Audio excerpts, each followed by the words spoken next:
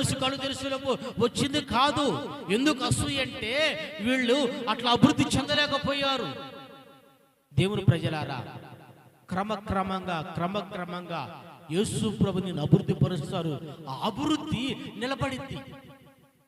రాత్రి వచ్చింది రాత్రి పోయింది అంటారు కదండి, అట్లాంటి అభివృద్ధి వద్దు. మిక్కిలి గొప్పవాడు వరకు క్రమక్రమంగా దేవుడు నిన్ను అభివృద్ధి పరచాలని కోరుకో. దేవుడికి నిన్ను అప్పగించు.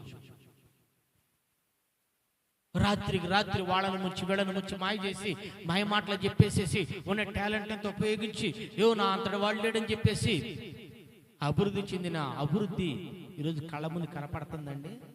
కనపడుతుందా? ప్రపంచంలో చీమ చిటుక్కమన్నా తెలిసిపోదు. ప్రపంచంలో ఎవరు ఏది చేయబోతున్నా పసిగట్టేస్తారు.